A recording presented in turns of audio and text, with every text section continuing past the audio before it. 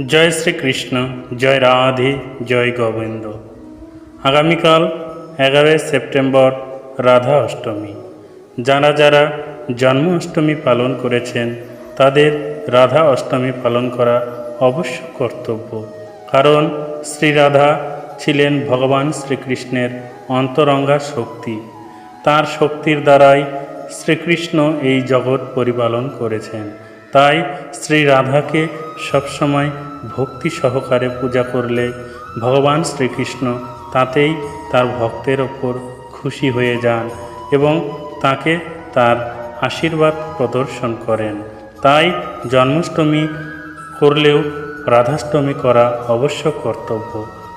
এই রাধাষ্টমী পুজো ছাড়া জন্ম অষ্টমী ব্রত অপূর্ণ।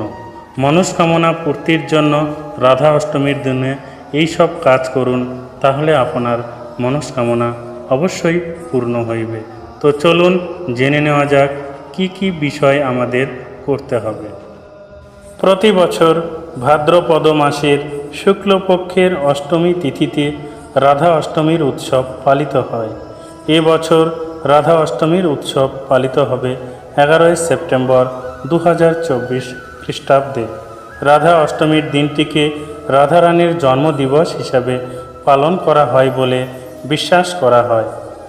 রাধা অষ্টমীর দিন রাধা রানী ও ভগবান শ্রীকৃষ্ণের পুজো করলে সাধক কাঙ্ক্ষিত ফল লাভ করেন।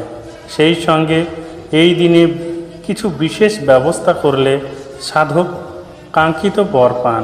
শাস্ত্রমতে রাধা অষ্টমীর দিন কিছু বিশেষ ব্যবস্থা করলে বিবাহের সমস্ত বাধা দূর হয়। আসুন জেনে নেওয়া যাক রাধা অষ্টমীর দিন কি কি ব্যবস্থা নেওয়া উচিত। ঘরে সুখ ও সমৃদ্ধির জন্য রাধা অষ্টমীর দিন রাধা সহস্র নাম স্তোত্র পাঠ করা উচিত। এই মন্ত্রটি পাঠ করলে ঘরে সুখ ও সৌভাগ্য আসে। এতে ঘরে টাকার অভাব দূর হয়। রাধা অষ্টমীর দিন অবিবাহিত মেয়েরা রাধারানীর পায়ে গোলাপ ফুল অর্পণ করবেন। এছাড়াও রাধারানীকে সমস্ত আচারের সঙ্গে পুজো করা উচিত। এতে করে বিয়ের পথে আসা সব বাধা দূর হয়। ব্যবসা বাণিজ্যে সাফল্য পেতে রাধা অষ্টমীর দিন শ্রী রাধারানীকে একটি রৌপ্য মুদ্রা অর্পণ করুন। এরপর সেই কয়েনটি একটি লাল কাপড়ে বেঁধে নিজের লকারের মধ্যে রাখুন। এতে করে ব্যবসায় সফলতা পাওয়া যায়। রাধা অষ্টমীর দিন ভগবান শ্রীকৃষ্ণ ও রাধারানীকে ক্ষীর নিবেদন করা উচিত। এই জিনিসটি নিবেদন করলে আপনার সমস্ত ইচ্ছা পূরণ হয়। এর মাধ্যমে সকল ইচ্ছা পূরণ হয়। আশা করি আপনারা শ্রী রাধাকৃষ্ণের কৃপায় অনুধাবন করতে পেরেছেন যে রাধা অষ্টমীর দিন শ্রী রাধাকে কি কি অর্পণ করা উচিত। এই সবই শ্রী রাধারানীর খুব পছন্দের। তাই শ্রী রাধারানীকে খুশি করলে শ্রী রাধারানী ও ভগবান শ্রীকৃষ্ণের দয়া অনায়াসেই লাভ করা যায়। আর ভগবানের দয়া পাশে থাকলে, মাথায় থাকলে তার কোনো কিছুতেই কোনো সমস্যা হয় না, সব কিছুতেই সাফল্য আসে। তো চলুন আসি আমরা আগামীকাল ভালোভাবে জন্মাষ্টমী তথা শ্রী রাধা অষ্টমী ব্রত পালন করি এবং ভগবানের চরণে নিজেদেরকে সমর্পণ করে দিই।